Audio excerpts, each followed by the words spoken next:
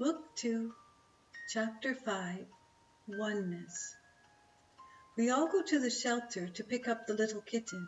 My little brother likes going to see all the cats, but he isn't fond when all the dogs get barking. He is still very little, and the big dogs must look really big to him. Paige enjoys the animals and talks to them all. We go in, and Melba is there to greet us with a big smile.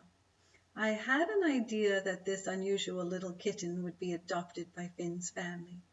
Everyone smiles, and my dad says, "When Finn told me the story of how the cat wouldn't get down from his shoulder, I just had a feeling, a strong feeling.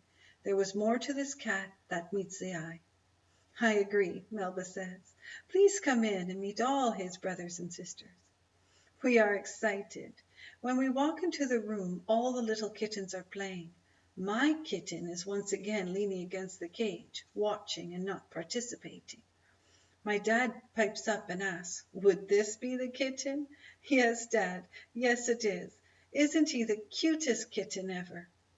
When the little one sees me, he gets up and walks to the front of the cage, as if he knows he is leaving and just waiting for us to make it happen. It's like he knows his bus has finally arrived. I open the door of the cage. He steps out, climbs onto my arm, and finds his way back to my shoulders. "Well, look at that," my dad says in amazement. "Would you look at that?" Everyone is very surprised how calm he is, sitting, waiting for us to leave the building. "He knows he has found a home with you," my heart voice whispers. "I belong to you," I then hear his heart say. My parents make such a fuss over him. I kneel down to my brother Tiernan's level to show him the little one that is contentedly perched in his spot. My brother laughs as he does. He loves all animals, but he truly shines when he is around them. He touches the top of his head and laughs as he strokes his body. I told Finnan that he could walk the kitten home on his shoulder, and if the kitten remained on his shoulder, Finnan would know the cat belonged to us. My dad laughs as he further says to Melba, "We brought a collar and a leash, so if he does jump down, he won't be lost." The kitten is so little that Melba tenderly places a collar around his tiny neck, and the smallest leash we could find still looks way too big for his little body.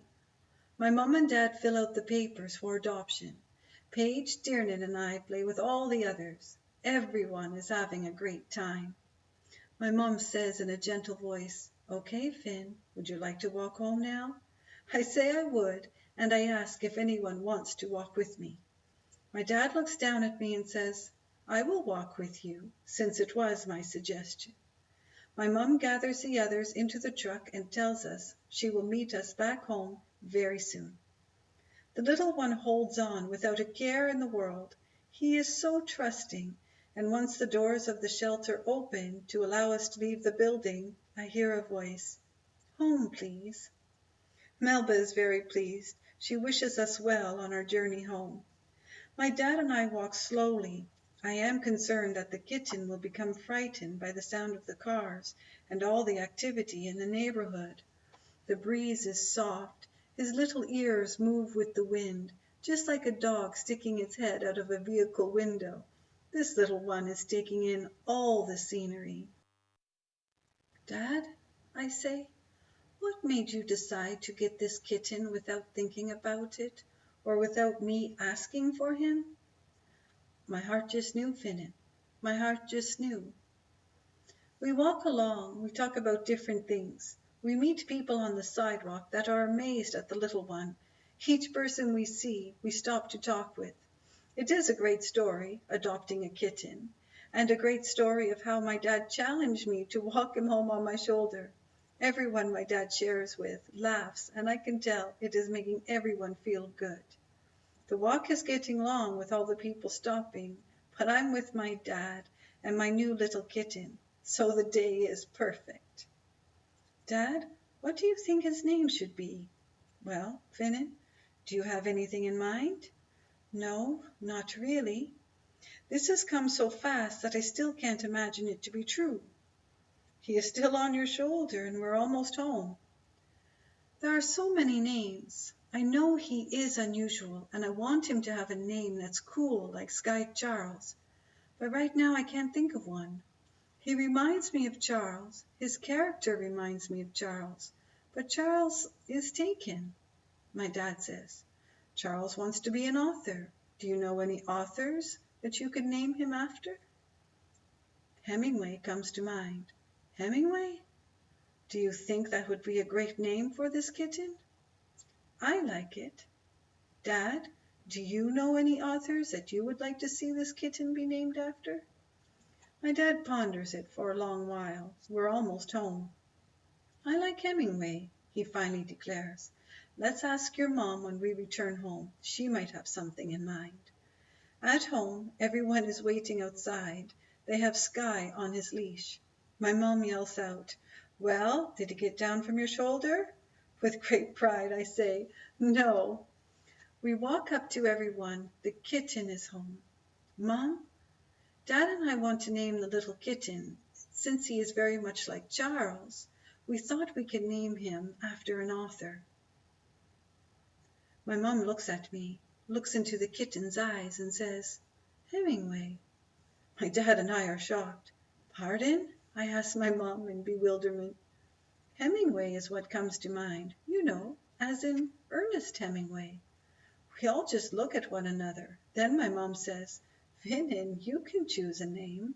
"I did, Mom. I chose Hemingway." With a look of confusion, my mom says, "It's all meant to be. We can hear each other's thoughts." The little kitten is removed from my shoulder by my dad. He holds his tiny body in his large hands.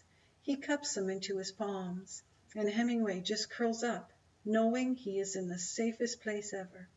"Look at that," my dad says. "Just look at that. We do have a very unique and beautiful little soul that is now part of our family." I ask my dad if Sky can take a peek. "Sure, Finan. Let's see what Sky thinks of his little brother." My dad kneels down in front of Sky Charles. The kitten remains in the palms of his hands, not moving at all. Sky looks into my dad's hands, and his little eyebrows move up and down, as if to say, "Isn't he cute?" Sky touches the top of the kitten's head with his nose, and the kitten touches his nose with his. "I sense that they will be good friends," my dad announces. Our family goes into the house, aware that our family has just grown by one. More love to share. "He is perfect," my mom says.